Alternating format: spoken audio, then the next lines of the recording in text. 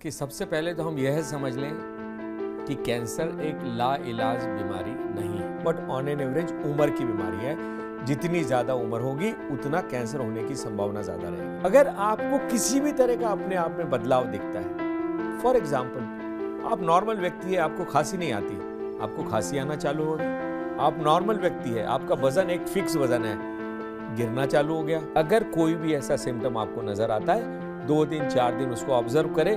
मगर अगर आपकी उम्र थोड़ी सी भी ज़्यादा है, 40 साल से, इस सिम्टम को 2-3 दिन में अगर वो नहीं जा रहा है तो उसको तवज्जो दें और अपनी जांच शुरू करें। जितने कैंसर के मरीज हैं, पैदा हो रहे हैं, उससे ज़्यादा कैंसर के मरीज हैं जो इस बीमारी से पूरी तरह से ठीक हो चुके हैं।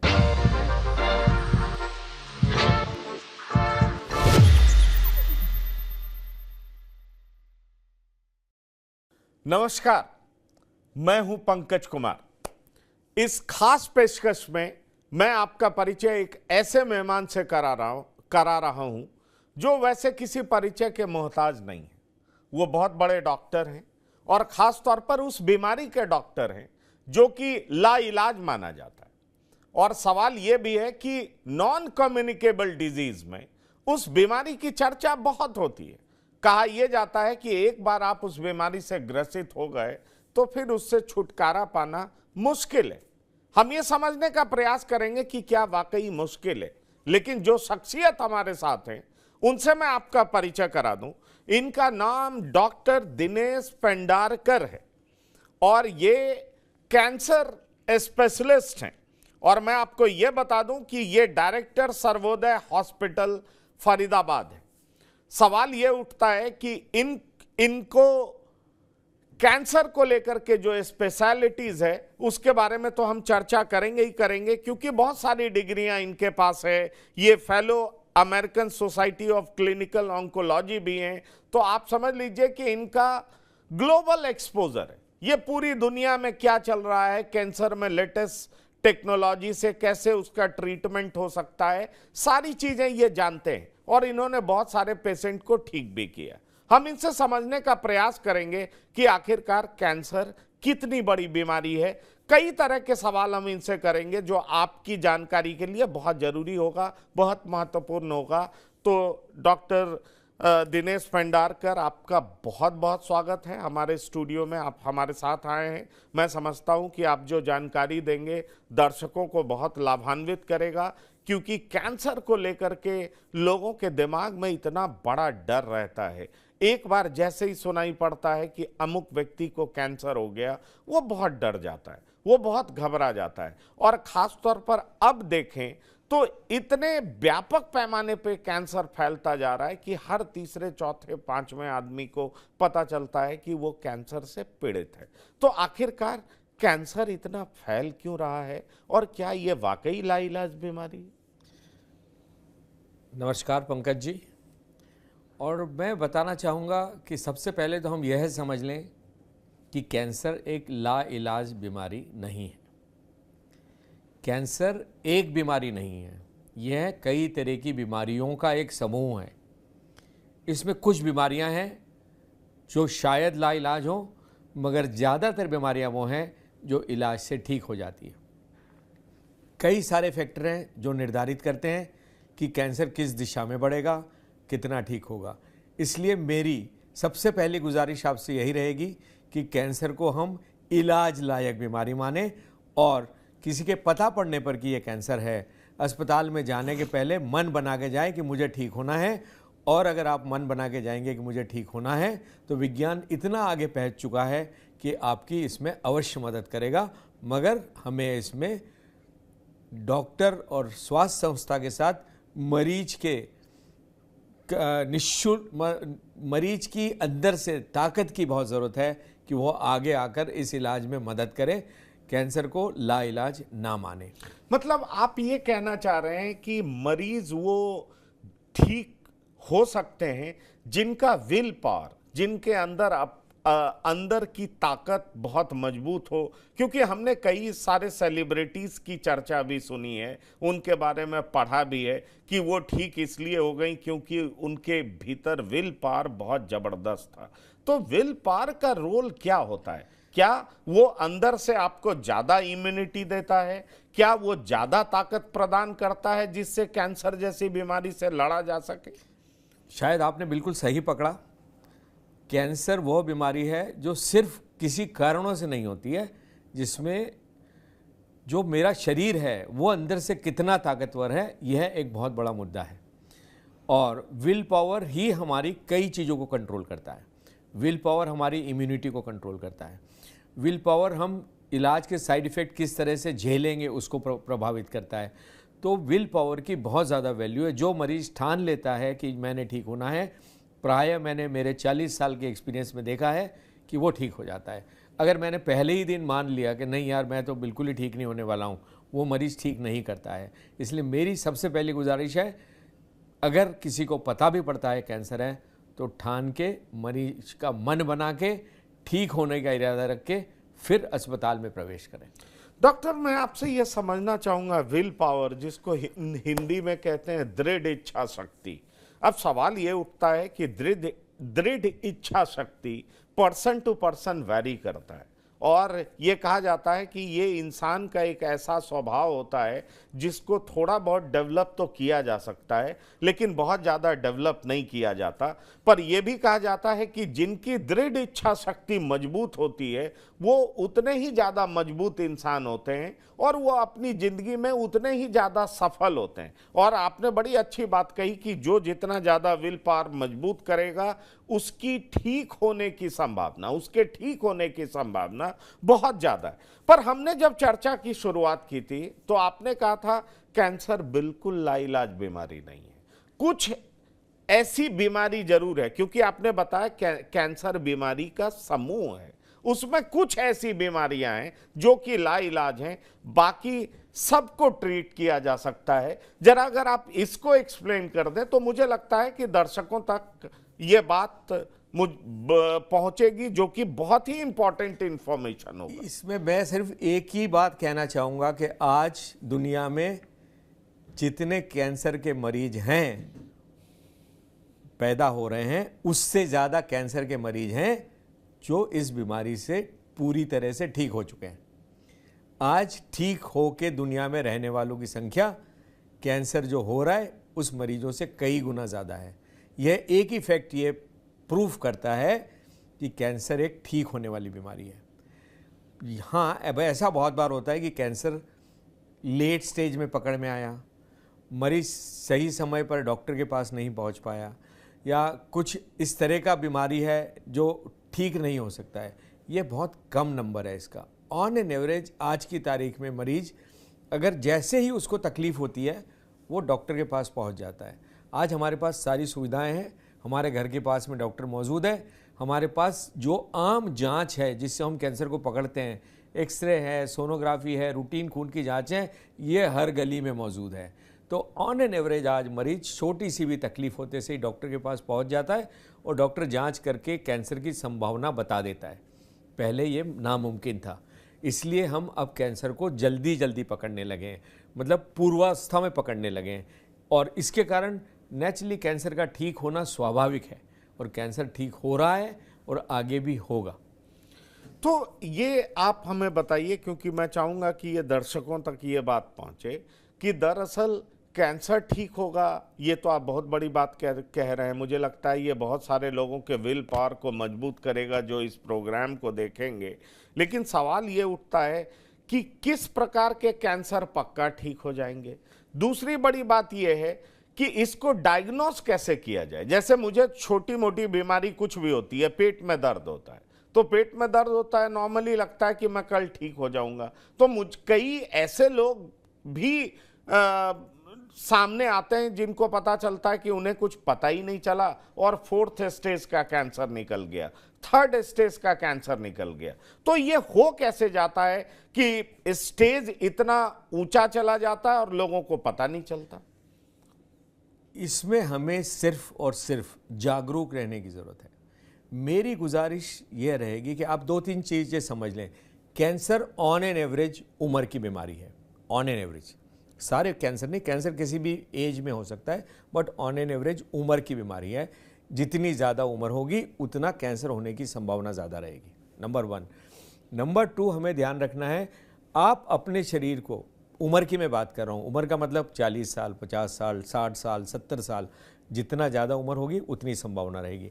अगर आप अपने शरीर को, अगर आपकी उम्र 40-50 साल है, आप अपने आप को भली भांति समझते हैं कि आप कौन हैं, आप कैसे हैं, कैसे दिखते हैं, आपका शरीर कितना सीधा, कितना टेढ़ा है, कहाँ आपको सूजन है, कहाँ नहीं है, ये आप अपने आप को अच्छी तरह से समझते हैं। मेरी गुजारिश ये रहेगी कि अगर आपकी उम्र हो रखी है, अगर आपको किसी भी तरह का अपने आप में बदलाव दिखता है, फॉर एग्ज़ाम्पल आप नॉर्मल व्यक्ति है, आपको खांसी नहीं आती, आपको खांसी आना चालू हो गई। आप नॉर्मल व्यक्ति है, आपका वज़न एक फिक्स वज़न है, गिरना चालू हो गया। आपको बुखार नहीं आना चाहिए, अगर बुखार आ भी गया तो 2 दिन में बुखार वायरल चला जाता है, बुखार 7 दिन हो गए नहीं जा रहा है।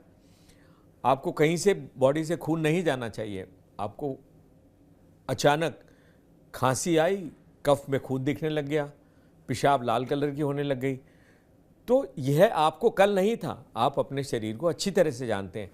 अगर कोई भी ऐसा सिम्टम आपको नज़र आता है, 2 दिन 4 दिन उसको ऑब्जर्व करें, मगर अगर आपकी उम्र थोड़ी सी भी ज़्यादा है 40 साल से, इस सिम्टम को 2-3 दिन में अगर वो नहीं जा रहा है तो उसको तवज्जो दें और अपनी जांच शुरू कराएं। अगर हम सिर्फ इस बात पे ध्यान रखेंगे कि मैं ऐसा दिखता हूँ मगर कल मुझे ये नहीं था, अगर हम यही चीज़ पकड़ लेंगे तो हम कैंसर को जल्दी पकड़ पाएंगे। और on an average her cancer जो जल्दी की अवस्था में पकड़ा जाता है वो उसका इलाज संभव है, उसका इलाज संभव है।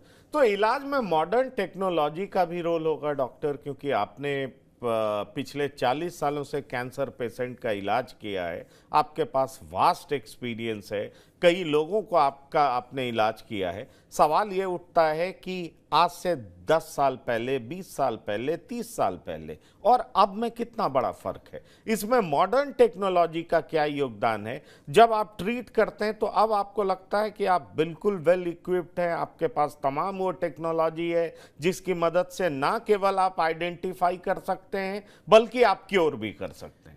आपने बिल्कुल सही कहा। आज हमारे पास वो सुविधाएं हैं जो हमारे पास 40 साल पहले नहीं थी।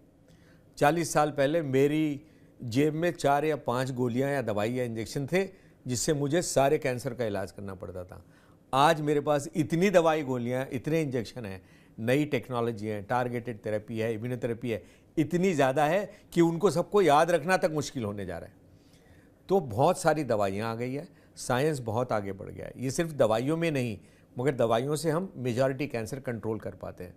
ऐसी सर्जरी में आज आधुनिक तकनीक आ गई है कि बड़े से बड़े ऑपरेशन सरल तरीके से किए जा सकते हैं। बहुत सारी नई टेक्निक आ गई है। पहले मरीज को 4 घंटे का ऑपरेशन करना या बेहोश रखना असंभव था। आज जो 4 घंटे का ऑपरेशन था वो ऑपरेशन ही 1 घंटे में ख़त्म हो जाता है। नई तकनीक आ गई है, रेडिएशन की नई तकनीक आ गई है। पहले जब हम रेडिएशन करते थे तो हमें करीब करीब समझ लीजिए पूरे शरीर के किसी हिस्से का सिकाई, जिसको हम रेडिएशन कहते हैं, करना पड़ता था। आज हम अगर 2 मिलीमीटर की गठान है तो हम 2 मिलीमीटर की गठान की सिकाई कर सकते हैं और उसके पास का जो नॉर्मल शरीर है, नॉर्मल बॉडी का हिस्सा है, उसमें कोई फ़र्क नहीं पड़ेगा। तो ये जो आधुनिक तकनीक आई है, इसके अलावा हमारे पास रेडिएशन के इंजेक्शन आ गए कि वो जो दवाई है, अगर उस 2 दवाइयों को हम साथ में मिल के अगर शरीर में लगा देंगे तो वो जो रेडिएशन के पार्टिकल है वो सिर्फ कैंसर की गठान में ही जाके बैठेंगे और लोकल रेडिएशन देके उसको ख़त्म कर देंगे। तो ये जितनी सारी नई तकनीक आई है, इससे कैंसर का इलाज मुमकिन हो गया है। और ये सारा इलाज, खुशी की बात यह है कि हमारे यहाँ उपलब्ध है। इसके लिए हमें कहीं जाने की ज़रूरत नहीं है। नहीं, पर बहुत तरह की बात इस तरीके से आती है कि किसी को कीमोथेरेपी दिया गया तो कीमो की वजह से जो कैंसरस सेल था, ठीक है, उसका तो इलाज हुआ, लेकिन उसके नॉर्मल सेल्स को भी बुरी तरीके से प्रभावित किया और इस वजह से वो बहुत कमज़ोर हो गए। बहुत तरह की दिक्कतें उनको आ गई, साइड इफ़ेक्ट्स बहुत झेलना पड़ा। तो इसकी क्या सच्चाई है? क्योंकि ये बार बार कहा जाता है कि कीमोथेरेपी दिया गया, रेडिएशन दिया गया, उससे कैंसरस सेल पे तो अटैक हुआ, लेकिन जो बॉडी का नॉर्मल सेल है उस पर भी अटैक हुआ और उसका भी जो नॉर्मल फंक्शनिंग है वो बदल गया, वो प्रभावित हुआ, वो चेंज हुआ। तो आदमी किसी तरीके से थोड़ा लंबा तो जी जाता है, लेकिन उसकी सारी गतिविधियां रुक जाती हैं, वो नॉर्मल रह नहीं पाता है। इसमें क्या सच्चाई है? इसमें सच्चाई है कि जब हमने इलाज कैंसर का चालू किया था तब हमारे पास जो दवाइयाँ थी वो आप समझ लीजिए वो जो आप कह रहे हैं बिल्कुल सच है। उसको कीमोथेरेपी कहा जाता था। वो एक समझ लीजिए एटम बॉम्ब की तरह थी या बड़ी मिसाइल की तरह थी, जो जैसी गिरती थी वो साथ साथ कैंसर के आसपास की जगहों को भी मार देती थी। आज का जो युग है उसमें हमारे पास टारगेटेड ड्रग्स हैं, जो दवाइयाँ सिर्फ और सिर्फ कैंसर की सेल पर ही काम करती है, कैंसर के आसपास के एनवायरनमेंट पर ही काम करती है, बाकी शरीर को नुकसान नहीं पहुंचाती है। सो आजकल की कीमोथेरेपी में साइड इफ़ेक्ट नहीं के बराबर होते हैं। और चूंकि जो आपने कहा ये सच है, लोग ऐसा ही इस बारे में बोलते हैं क्योंकि इतिहास अगर हम देखें तो मरीजों ने यही देखा है ज़िंदगी में, परिवारों ने यही देखा है, इसलिए साइड इफ़ेक्ट की चर्चा होती है। आज की तारीख में साइड इफ़ेक्ट नहीं के बराबर है। मगर हमें एक चीज़ याद रखनी होगी, जो भी मेरे शरीर में बाहर से जा रहा है वो मेरे शरीर के लिए नॉर्मल नहीं है। और हर शरीर हर बाहर से आने वाली चीज़ को अलग अलग तरह से सहन करता है। एक व्यक्ति पूरी तरह से कर पाता है, एक कुछ कम करता है। छोटे मोटे साइड इफ़ेक्ट जो हमारी दर्द की दवाई है उससे भी होते हैं। मगर आज की कीमोथेरेपी बहुत सेफ़ है, बहुत ही टारगेटेड है। जो इम्यूनोथेरेपी है वो और भी टारगेटेड है। तो आज की जो दवाइयाँ हैं वो इस तरह की है कि उनके साइड इफ़ेक्ट नहीं के बराबर है। नहीं के बराबर है। अब मैं आपसे ये जानना चाहूँगा, क्योंकि ये अक्सर हमने सुना है, पढ़ा है, आप भी कहेंगे prevention is better than cure. Prevention के लिए क्या करना चाहिए एक इंसान को जो कि डरा रहता है कि कहीं मुझे कैंसर तो नहीं हो जाएगा, कहीं मैं इस बीमारी से ग्रसित तो नहीं हो जाऊंगा। तो एक आम इंसान को क्या ध्यान में रखना चाहिए जिससे कि वो कैंसर से बच सके? और इसके साथ ही मैं सवाल आपसे करना चाहूँगा कि आखिरकार आज के समय में इतना ज़्यादा, एक तरफ हम टेक्नोलॉजी में बढ़ गए, मेडिकल साइंस में आगे बढ़ गए, लेकिन दूसरी तरफ बीमारियां भी बहुत ज़्यादा बढ़ रही हैं। तो इसकी वजह क्या है? बीमारियां इतनी ज़्यादा बढ़ क्यों रही हैं? और साथ ही साथ इससे बचने का उपाय क्या है कि हमें ये बीमारी हो ही ना? इस आपके सवाल को मैं दो तरह से लेना चाहूँगा। पहले तो ये कि कैंसर के जो हमें ज्ञात कारण क्या हैं, क्या मैं उनसे दूर हट के रह सकता हूँ? तो जो कैंसर के कारण हैं उसमें सबसे बड़ा कारण है जो अगर हम इंडिया के कैंसर लें तो तम्बाकू, दूसरा कारण है अल्कोहल, तीसरा कारण है मोटापा और चौथा कारण है क्रॉनिक इन्फेक्शन। तम्बाकू से दूर रखे मैं कैंसर को बच सकता हूँ, अल्कोहल से दूर रखे मैं कैंसर से बच सकता हूँ, मोटापा कम करके मैं कैंसर से बच सकता हूँ। और इन्फेक्शन, खास करके 2-3 इन्फेक्शन है जिनसे कैंसर होता है। एक हेपेटाइटिस जिसको हम कहते हैं जॉन्डिस, हम उसके वायरस के कारण कैंसर होता है। एक हमारी एसिडिटी की जो बीमारी है उसमें एक वायरस होता है एच पाइलोरी, उसके कारण कैंसर होता है। और एक सर्वाइकल कैंसर है, HPV नाम का इन्फेक्शन है, उससे होता है।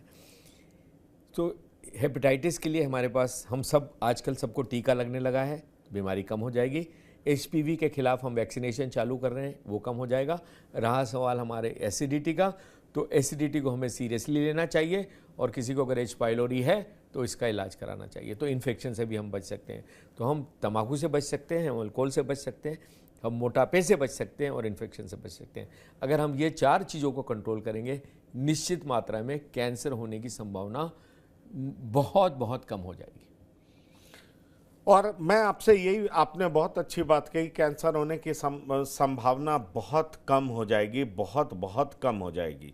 पर मोटापा भी तो बड़ा कॉमन डिजीज़ है आजकल। मोटापा भी इस तरह की बीमारी हो चुकी है कि आम आदमी इससे इतना ज़्यादा परेशान है, बहुत तरह की कोशिशें करता है, मेहनत करता है, पता नहीं उसका डाइट किस तरह का हो जाता है, या कहते हैं हम सुबह से लेकर के रात तक इतने तरह की चीज़ों का प्रयोग करते हैं जो कि जिसमें म्यूटाजिन्स है, जो कि कैंसर कॉज कर सकता है। इस तरह की बात हम कहते हैं। हम पेस्ट यूज़ करते हैं, उसमें कुछ ऐसे केमिकल्स होते हैं जो कि कैंसरस है। हम प्लास्टिक के इतने सारे चीज़ें इस्तेमाल करते हैं, वो कैंसरस है। हम बहुत तरह का फास्ट फूड खाते हैं, वो कैंसरस है।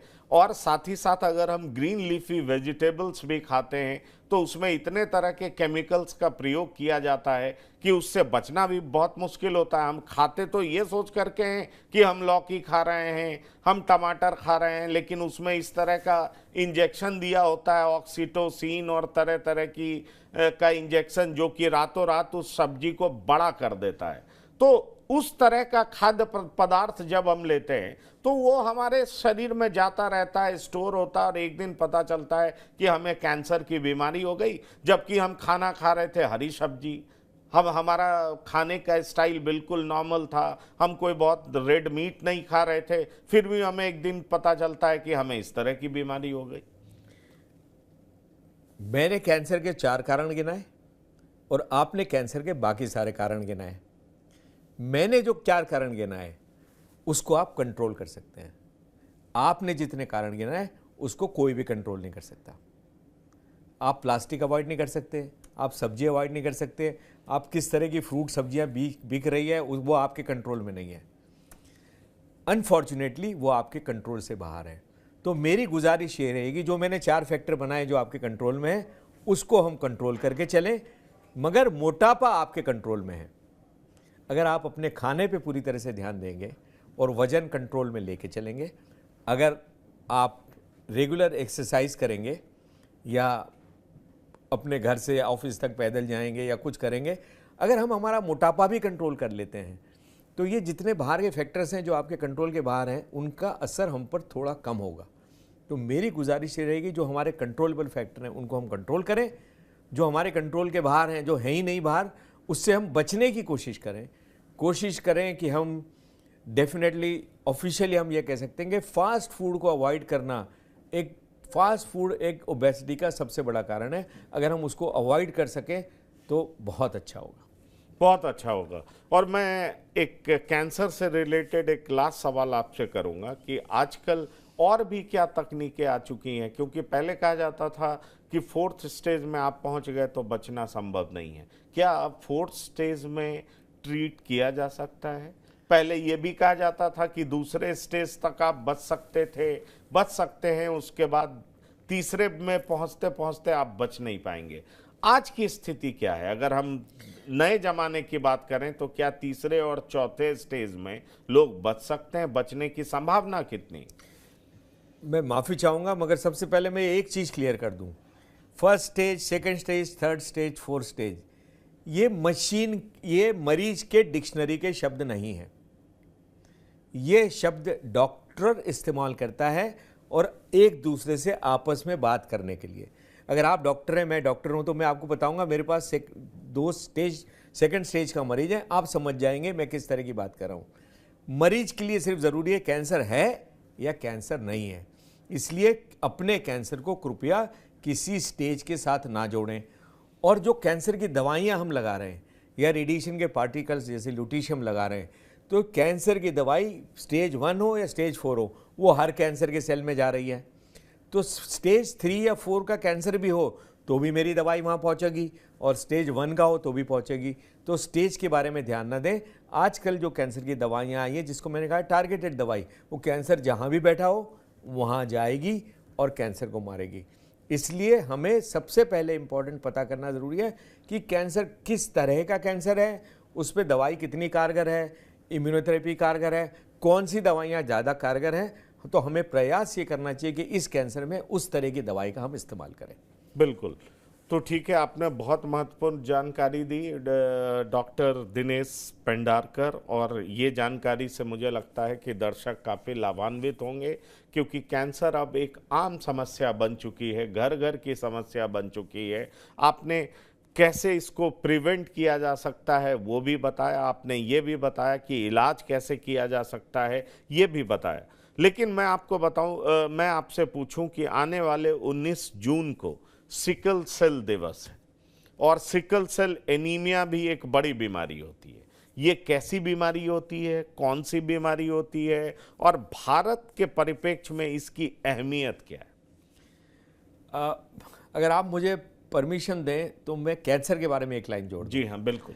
कैंसर के बारे में मैं ये कहना चाहूँगा कि कैंसर होने पे घबराने की ज़रूरत नहीं है, उसको लाइलाज ना माने, मगर ऐसी संस्था में ऐसे डॉक्टरों के पास जाएं जो और पहले ही दिन जब सारे कागज आपके हाथ में हो पूरी तरह से सारे सवालों का जवाब लेने की कोशिश करें। बिफोर स्टार्टिंग ट्रीटमेंट आपको पूरी तरह से बीमारी और इलाज के बारे में ज्ञान होना चाहिए। इसलिए ऐसी जगह जाएं, ऐसी संस्था में जाएं, ऐसे डॉक्टर के पास जाएं जो आपको पूरा समय देके उसके बारे में पूरी तरह से एक्सप्लेन करें। अगर हम पहले ही दिन पूरा समझ के आगे जाएंगे तभी हम कैंसर पर विजय प्राप्त कर पाएंगे। अब मैं आपके सिकल सेल के सवाल पर। जी हाँ, बिल्कुल, आप बताइए। सिकल सेल की बीमारी को लिटरली अगर आप मुझसे पूछे तो मैं कहूँगा यह एक महामारी है। यह करीब करीब कुछ जिलों में ज़्यादा प्रभावित है। जैसे एक ये अनुवांशिक बीमारी है, जेनेटिक बीमारी है। मदर और फादर अगर आधा आधा बीमार होंगे तो बच्चा पूरा बीमार होगा। अगर ये बीमारी किसी को हो जाती है सिकल की, तो उस बच्चे की ज़िंदगी, मतलब उस बच्चे को सरकारी हिसाब से उसे डिसेबिलिटी का सर्टिफिकेट इमीडिएटली दे दिया जाता है। अब आप सोचिए, सरकार अगर डिसेबिलिटी सर्टिफिकेट दे रही है मतलब ये कितनी घातक बीमारी होगी। वो बच्चा काम नहीं कर पाता है, उस बच्चे को बार बार दर्द होता है, उसको बच्चे को बार बार अस्पताल ले जाना पड़ता है। उसके माँ बाप 24 घंटे बच्चे की क्या ध्यान रखने के चक्कर में अपने काम से उनको वंचित होना पड़ता है, दूसरे बच्चों को समय नहीं दे पाते हैं। यह एक भारत के लिए बहुत ही इम्पॉर्टेंट बीमारी है। इस पे ध्यान दिया जा रहा है और देना भी चाहिए। और जिन जिलों में ये है, ये खास करके हमारे आदिवासी इलाकों में होती है, ट्राइबल डिस्ट्रिक्ट में होती है, और एक एक ज़िले में कम से कम हज़ार से 2-2 हज़ार मरीज इससे ग्रसित हैं। तो ये हमारे लिए बहुत इंपॉर्टेंट बीमारी है। और सिकल सेल डिसीज़ के कंट्रोल के लिए और इसको ठीक करने के लिए हमें पूरे प्रयास करने चाहिए। इन बच्चों को मदद की ज़रूरत है, इन परिवारों को मदद की ज़रूरत है और हमें उसमें पूरी कोशिश करनी चाहिए। आदिवासी क्षेत्रों में ऐसा होता क्यों है? आदिवासी इलाके में जहां आदिवासी रहते हैं वहीं पर इस तरह की बीमारी क्यों होती है? यह एक्चुअली आदिवासी बीमारी, हम इसको इसलिए आदिवासी के साथ जोड़ेंगे, यह बीमारी आनुवंशिक बीमारी है, जेनेटिक है। इसका मतलब जो हमारे ट्राइबल इलाके हैं वहाँ जो ट्राइबल सोशल ग्रुप्स रहते हैं वो सदियों से वहाँ रह रहे हैं। माना जाता है कि ये बीमारी 10,000-15 साल पहले जेनेटिकली शायद डेवलप हुई होगी।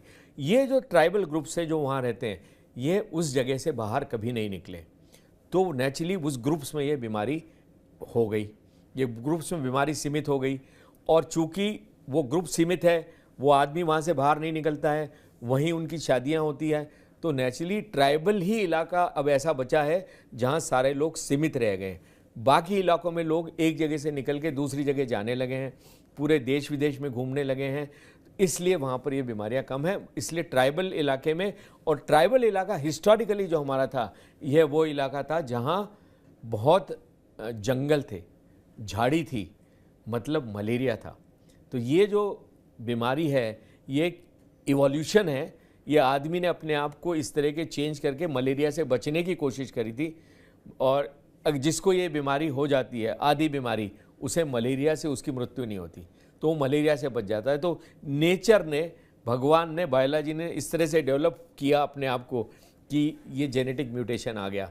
मगर अनफॉर्चुनेटली इन इलाकों में ग्रुप्स, क्लोज ग्रुप होने के कारण ये वहाँ रह गए, वो रह गए। मैं आपसे ये भी समझना चाहूँगा कि सरकार खास तौर पर, क्योंकि आपने बताया कि ट्राइबल बेल्ट से जुड़ा हुआ ये मसला है, तो सरकार भी तो इसको लेकर के बहुत कदम उठा रही होगी, बहुत प्रयास कर रही होगी। सरकार इस बीमारी को लेके बहुत सीरियस है।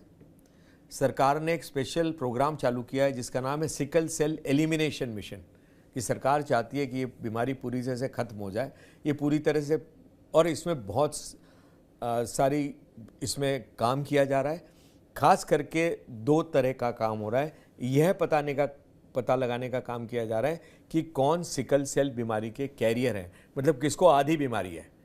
अगर मुझे आधी बीमारी है तो जब मैं शादी करने जाऊंगा तो मुझे पता होना चाहिए कि मेरी वाइफ को ये बीमारी नहीं होनी चाहिए। अगर उनको आधी भी बीमारी है तो हमारे बच्चों को पूरी बीमारी हो सकती है। तो सबसे पहले एजुकेशन, ट्राइबल पॉपुलेशन का एजुकेशन कि वो कैरियर तो नहीं है, जिसके लिए स्क्रीनिंग की ज़रूरत है। सरकार ने पिछले 2 साल में मैसिव लेवल पे स्क्रीनिंग किया है। कम से कम मेरा मानना है कि 2 से 3 करोड़ लोगों की स्क्रीनिंग हो चुकी होगी, शायद ये नंबर और ज़्यादा भी हो सकता है। तो बहुत बड़े युद्ध स्तर पर ये काम चल रहा है और मुझे लगता है इससे अच्छे परिणाम आएंगे और इससे आगे होने वाले सिकल सेल से पैदा होने वाले बच्चों की तादाद शायद कम हो जाएगी। मैं आपसे ये भी जानना चाहूँगा कि कैसे पहचाना जाता है कि ये बच्चा या ये आदमी सिकल सेल एनीमिक है, ये सिकल सेल एनीमिया से ग्रसित है, उसके लक्षण क्या हैं, कैसे पहचानते हैं उसको? सबसे पहले तो इन इलाकों में हमें यह करना पड़ेगा कि जो न्यू बॉर्न हो रहा है उसकी स्क्रीनिंग इमीडिएटली हो जानी चाहिए। उसको बोलते हैं newborn screening for sickle cell disease. कई इलाकों में चालू हुई है, मगर इसको हमें रूल बनाना पड़ेगा, क्योंकि हमें सस्पेक्ट करने में भी 1 आध साल लग जाता है। मगर अगर कोई छोटा बच्चा है जो पैदा हुआ है, जिसको खून की कमी नज़र आ रही है, जिसके हाथ पाँव में सूजन दिखाई दे रही है, उंगलियों में उंगलियां इतनी मोटी मोटी हो जाती है, अगर उंगलियां मोटी दिखाई दे रही है, इमीडिएटली उसकी सिकल सेल की हमें जांच करनी चाहिए। अगर बच्चा 1 साल से 5 साल का है, उसको बार बार वो अगर रोता है, ऐसा लगता है कि शायद उसे कोई तकलीफ़ हो रही है, और अगर वो इस इलाके से आता है तो उसकी सिकल सेल की टेस्टिंग ज़रूर कर लेनी चाहिए। तो इस हम शंका करके ही सिकल की टेस्टिंग कर पाएंगे, क्योंकि 3 साल बाद तो पता पड़ जाता है, क्योंकि मरीज को खून की आवश्यकता पड़ने लगती है, पेशेंट को बहुत बार पीलिया हो जाता है। तो हमें सस्पेक्ट करना पड़ेगा कि इसको सिकल है, खास करके अगर उसके मदर फादर इस इलाके से आते हो तो। आप कैंसर में अपना विशेष योगदान दे रहे हैं, पिछले 40 साल से आप मरीजों का इलाज कर रहे हैं। क्या सिकल सेल एनीमिया को लेकर के भी आप या आपकी टीम काफ़ी इलाज करती है कि आपके पास इस तरह के पेशेंट्स आते हैं? आप अपना योगदान इस बीमारी को लेकर के किस तरीके से दे रहे हैं? सिकल सेल बीमारी भी जब हमने कार्य चालू किया था, हमारे डिपार्टमेंट की बीमारी, क्योंकि सिकल सेल बीमारी का एक इम्पॉर्टेंट इलाज है बोन मैरो ट्रांसप्लांटेशन, और हम और हमारी team bone marrow transplant expert है, नंबर 1। चूँकि कैंसर के लिए हम कई डिस्ट्रिक्ट्स में ऑलरेडी काम कर रहे हैं, और चूँकि सिकल सेल की बीमारी इन्हीं डिस्ट्रिक्ट्स में फैली हुई है, तो स्वाभाविक है हम सिकल के मरीज़ देखते हैं। हम सिकल के मरीज के लिए बहुत बड़ा प्रोग्राम चला रहे हैं। हम कोशिश कर रहे हैं कि कुछ जिलों को इतना एम्पावर कर दें कि वहाँ के छोटे से छोटे डॉक्टर को भी सिकल के बीमारी का ज्ञान हो जाए, जिससे कि सिकल के मरीज को अपने घर से निकल के अस्पताल तक जाने में जो कठिनाई होती है वो ना हो, कुछ सिकल का इलाज वहीं हो जाए। इसके लिए हमने कई ज़िले चुने हैं जहाँ हम रेगुलरली जा रहे हैं, ट्रेनिंग कर रहे हैं, सिकल के कैंप्स लगा रहे हैं, और भी हमारे पास ट्रांसप्लांट के लिए भी हमारे पास सुविधाएं हैं। हम अगर सिकल और थैलेसीमिया एक बीमारी होती है, उन बच्चों में अगर ट्रांसप्लांट की भी ज़रूरत है तो हमारे पास ताकत है कि हम इस तरह के प्रोसीजर में कई हद तक, बड़ी हद तक फाइनेंशियल मदद भी इन बच्चों की कर सकते हैं। तो इस ट्रांसप्लांट में भी हम उनकी काफ़ी मदद कर पाएंगे अगर कोई ऐसे बच्चे आगे आते हैं तो। इसलिए हमारा ग्रुप, हमारा पूरा सिस्टम सक्षम है सब तरह की मदद पहुंचाने में, एजुकेशन से लेके इलाज तक। चलिए, और मैं एक अंतिम सवाल आपसे करूंगा जो कि सिकल सेल एनीमिया और कैंसर दोनों से जुड़ा होगा। आपने एक बात बताई कि सिकल सेल एनीमिया ज़्यादातर आदिवासी इलाके में, ट्राइबल बेल्ट में पाया जाता है, आपने ये बात कही। लेकिन एक सवाल मैं कैंसर से रिलेटेड करना चाहूँगा कि कहा यह जाता है कि गैंगेटिक प्लेन्स में कैंसर के पेशेंट्स ज़्यादा पाए जाते हैं, अगर मैं सच बोल रहा हूं तो। और सरकार ने एक रेड रिबन एक्सप्रेस भी चलाया है कि बहुत सारे उन इलाकों में जहां कैंसर के पेशेंट्स ज़्यादा पाए जाते हैं, उनके ट्रीटमेंट के लिए सरकार ने एक विशेष व्यवस्था की है, और जिस वजह से उस तरह की ट्रेन्स भी चलाई जाती है। तो ये गैंगेटिक प्लेन्स में और ख़ासतौर पर पंजाब के इलाके में भी, या आप बिहार यूपी के भी कुछ इलाके में जहाँ से गंगा बहती है, वहाँ पर कैंसर ज़्यादा क्यों होता है? इसकी बड़ी वजह क्या है? इस पर कई तरह की रिसर्च हो चुकी है, मगर हम किसी निष्कर्ष पर नहीं पहुँचे हैं। मगर हमें ध्यान देना ज़रूरी है, जिस कैंसर की हम इस इलाके में बात कर रहे हैं, बिहार, उत्तर प्रदेश की खास करके, कॉमनेस्ट कैंसर इस इलाके में होता है पित्त की थैली का कैंसर या गॉल ब्लैडर कैंसर, और ज़्यादा ये होता है महिलाओं में।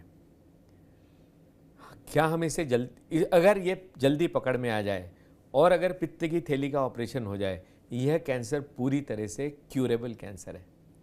मेरी गुजारिश यही रहेगी इन इलाकों में, खास करके अगर पेट में थोड़ा सा भी दर्द होता है, अगर थोड़ा सा भी मोटापा है घर में, खास करके महिलाओं को सोनोग्राफी की जांच कराना ना भूलें, क्योंकि सिर्फ सोनोग्राफी की जांच में ही हम इसे पकड़ लेंगे।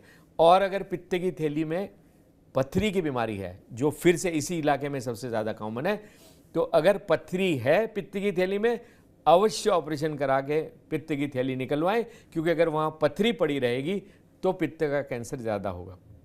और गैंजेटिक बेल्ट में जो हम कैंसर की बात करते हैं, वो हम गॉल ब्लैडर कैंसर की जनरली बात करते हैं। चलिए, तो आपने बहुत महत्वपूर्ण जानकारी दी डॉक्टर धीरेश पंजारकर, और मैं ये समझता हूँ कि आपकी जानकारी जो कैंसर से रिलेटेड है, चाहे सिकल सेल एनीमिया से रिलेटेड है, वो लोगों को बहुत ज़्यादा लाभान्वित करेगी, लोगों के लिए लाभकारी होगी। मैं इसलिए भी सिकल सेल एनीमिया को लेकर के बात कर रहा हूँ क्योंकि 19 जून को विश्व सिकल सेल दिवस मनाया जाता है।